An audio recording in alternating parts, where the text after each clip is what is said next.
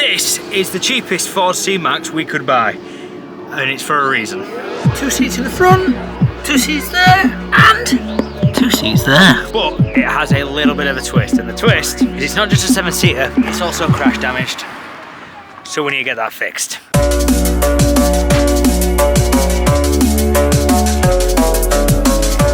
And what a masterpiece, fetching the entire street out just to take a look at what was going on. After delivery, it was time to get it jacked up and assess the situation, see what was going on.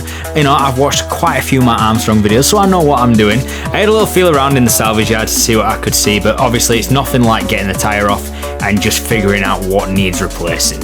After getting the tyre off, we tried getting the wing off, and that was posing a few problems. So I decided to just tackle the things underneath. So the bottom arm was bent, the inner tie rod and the outer tie rod was just kaput, and the drop link was just non-existent.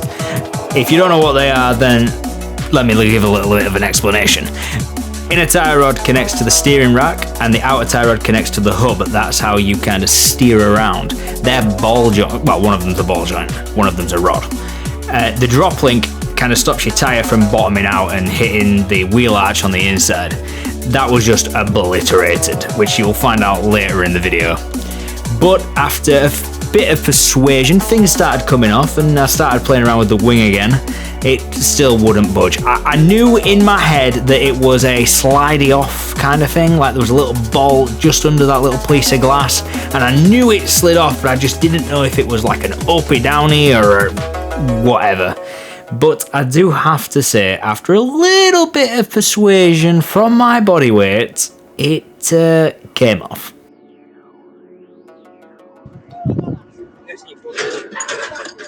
Hey, yes! I did it! I knew it would slide out. I knew it all along.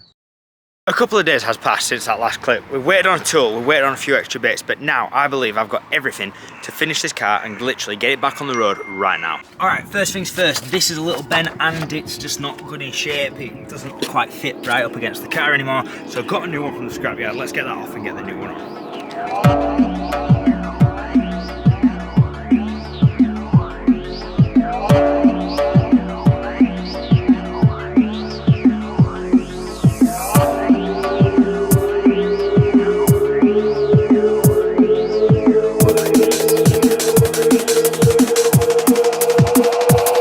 So they look the same.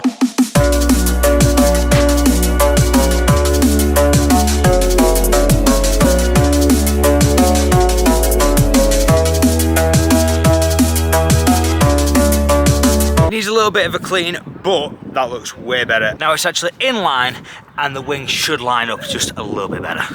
Now let's get it jacked up, tyre off, and we can start working on getting the bottom ball joint of the drop link out, and we can work on, the tool should be here within literally the next 5 minutes, work on getting the inner tie rod end out, and then that's pretty much it done. Just need to line the bumper back up, line the wing up, jobs are good and back on the road. Alright, so here's the tie rod, and it's just a little bit bent and just completely gone. So this needs replacing, this needs replacing. Here's the bottom ball joint that needs replacing. Got the top one out, easy. Yeah, that was lovely and easy. This one, terrible. So, angle grinder probably. Alright, tool in hand, and it's time to crack on. Apart from Ford had different plans, which is just the story of my life when it comes to this car.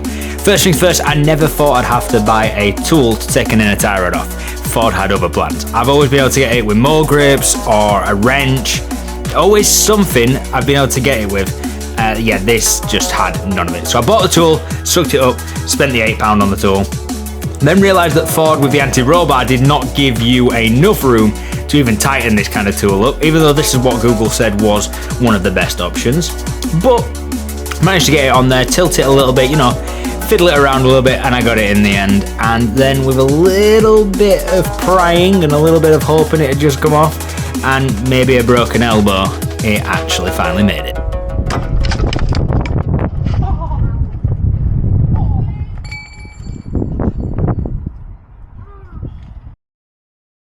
One off and this one back on, just tightening it up now, and then the outer tie rod can go on, get that off, and then pretty much done suspension wise.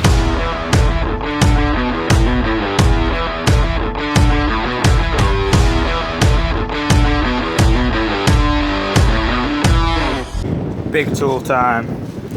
Getting the angle grinder out on this because the nut's just not coming off. We need it to get the nut off because the nut's just not coming off at all, and we need this rubber cover. Remember the safety squints!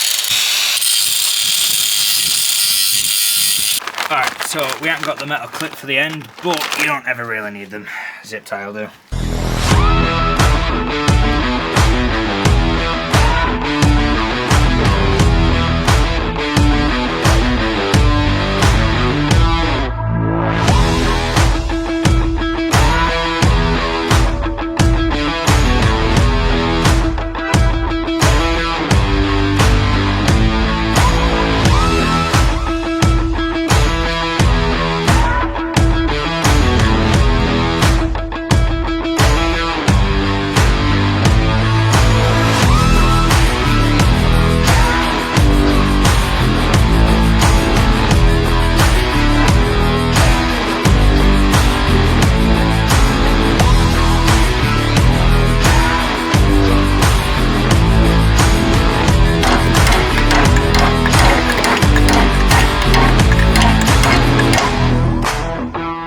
That drop link was that messed up and that bent that it's just not coming out.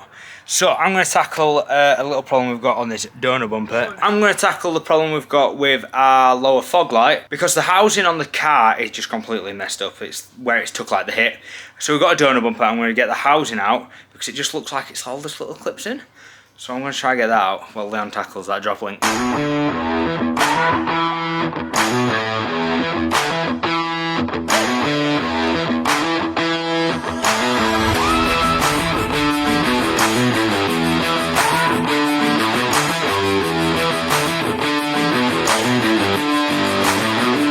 So this is where we're at. It still stings because it's still filthy and we need to clean it. So that is literally the next job on the agenda. I got the spot cleaner out, got the vacuum out. We're gonna sort it out and hopefully get it smelling better. It is starting to rain right now.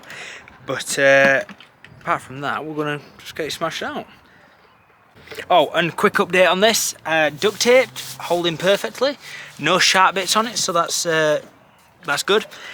Wheel arch still needs to go back in, but I've got that and we just need to sort that out. But I want to get this smell tackled first because it's getting really hard to work on anything on this car when you have to smell it.